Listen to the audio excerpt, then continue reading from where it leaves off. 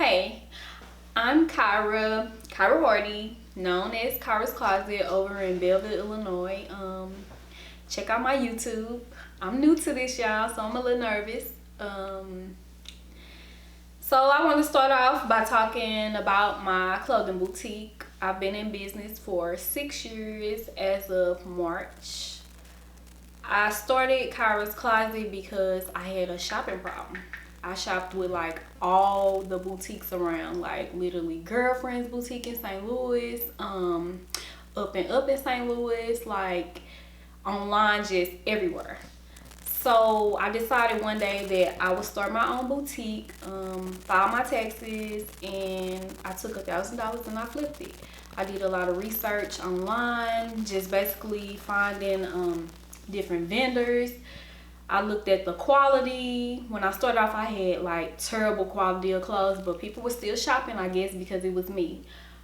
I started my clothes like out of my trunk of my car. I used to meet people just different times of the day and stuff like that, and then it became like just so much on me to the point where I was just like, I'll get my own suite. And it was like really small, and it used to be hot in there. Like it was just racks everywhere, like, and when the people came in, the line used to be going out the door, and I was just like, I need a bigger space because it's too cluttered in here.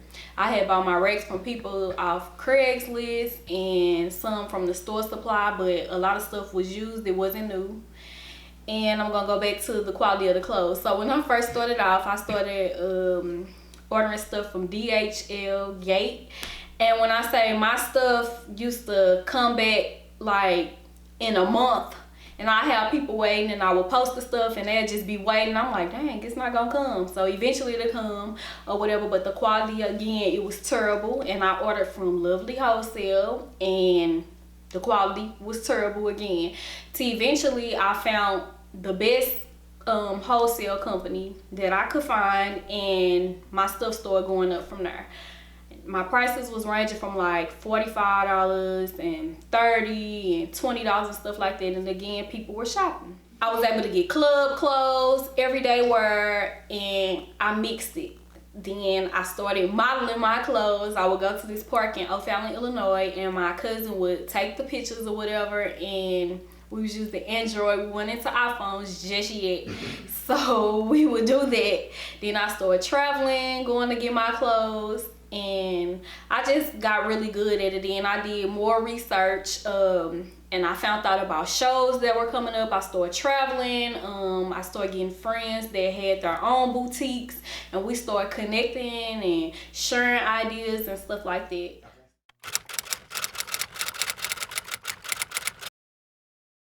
So with the traveling, I did some research on that, and I went down to get my actual vendors, and basically to get in, they would ask for your business license and stuff like that.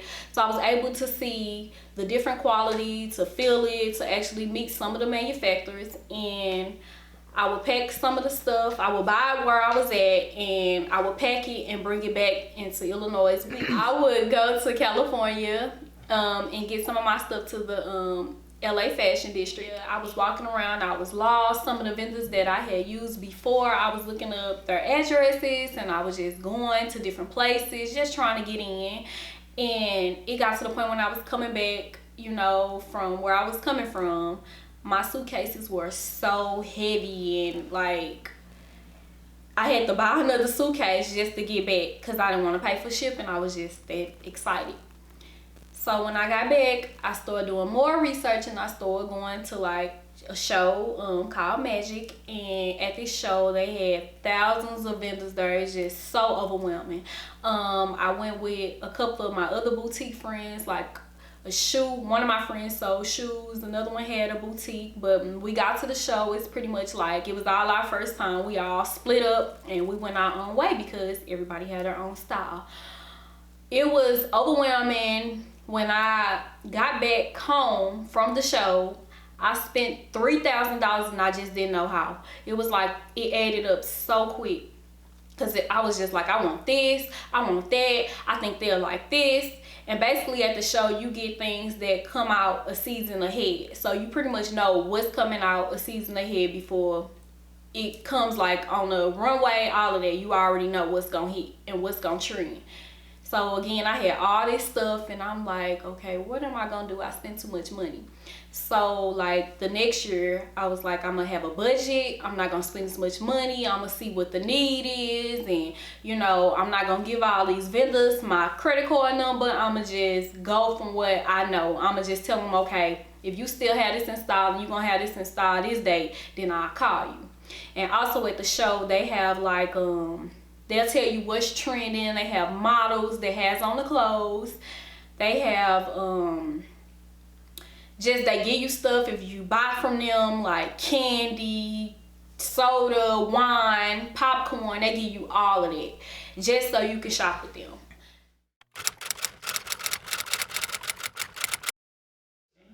What makes me different is I have a passion for my clothes. I actually wear my clothes. I do deep research. So sometimes I may see that we're getting some of the same stuff. Sometimes I search for something that's different that I think may trend if I put it on.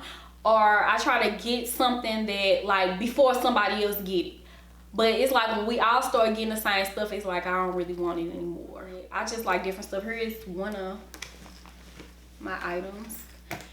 And I like this purse. It's a new soccer ball purse. And I got this because it's different, it's cute, it's new, it's trending, it will be.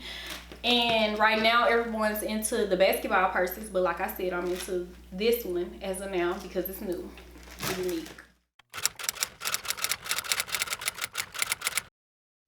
It's no team, it's just me.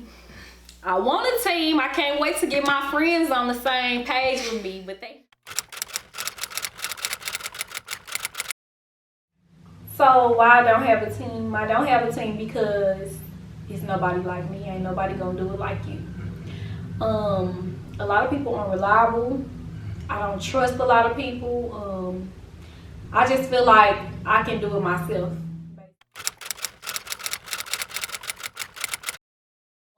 First of all, I'm a mother and I work full time. And then I run my shop when I get off work. So it's basically like I have to market myself. So I have to post on Instagram at certain times. I have to post on Facebook. I have to ring all my stuff out. I have to do my website. I have to do my own shoots. I have to go online searching for every little outfit that I'm looking for, and it takes hours to find like the masterpiece of what you think gonna sell. Then when the stuff come in, I have to tag it, I have to hang it up, move it from the plastic hanger to the metal hanger, and I have to put it in my book for my inventory. So it's a lot.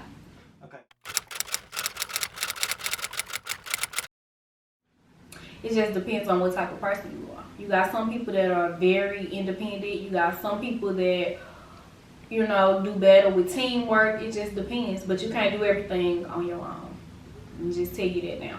Me right now, me recommending working with somebody, it would have to be somebody like me. Put it like that.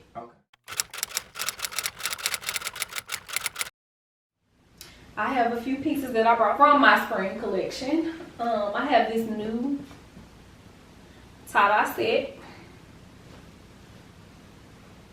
So this is a new set. It's trending. Tie-dye always comes back in style. I have the biker shorts, and look at the colors, and you can look at the quality. This set comes in small through large, but in this piece I carry small through large. Some pieces I have a hard time getting off with plus size, and sometimes I don't. It just depends on what it is. But plus size, they're kind of iffy, kind of hit miss. It's just basically your body shape and your size, and you have to find the right model for plus size. And here's another new spring piece I have. This is trending now.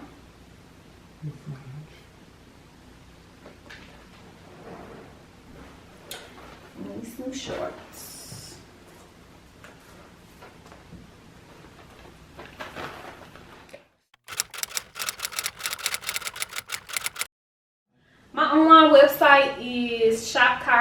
Kloset.com, and it's Kyra, Kyras, Kloset spelled with the K, Kloset, and I put the K for my name, and I wanted to make it unique and different, and not just a regular closet spelled Closet. So a lot of times you'll see me spell a lot of things on my page with the K because it's unique for my name. Like sometimes I say clothing and I put K for clothing instead of the C.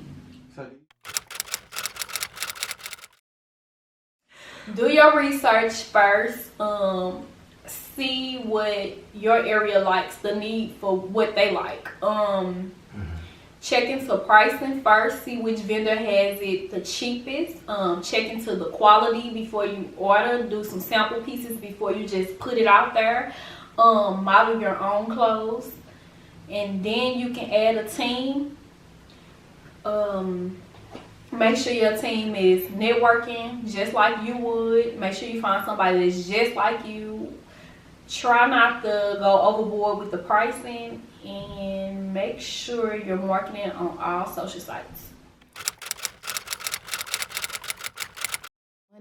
I feel like you should be in anything for the passion. If you do it for the money, you're going to get bored and it's not going to last long. I have a big issue with people who are not consistent. If you're not consistent, I cannot support you because I feel like you're not in it for anything. You don't even know what to do. You don't know nothing about your product. Like when you sell something or you do something, you should know a lot about it. You should have research about it. You just shouldn't just be in it. I see a lot of girls now selling clothes and it's like it's cheesy and I hate it. But not only that, I see like lashes. People don't know the length of the lash. It's just so much stuff I can go into with people that it's just not the passion. They shouldn't do it. I feel like it's my passion. I know it's my passion. When I wake up, I'm looking at clothes. When I go to sleep, I'm looking at clothes. When I'm on Instagram, I'm looking at clothes. I'm looking at bloggers, their outfits. I'm looking at fashion pages. Like, it's just, everything is just strictly about fashion. So I knew this was my passion. Again, thanks for talking with Kay. Make sure you all like and subscribe and tune in for my next video.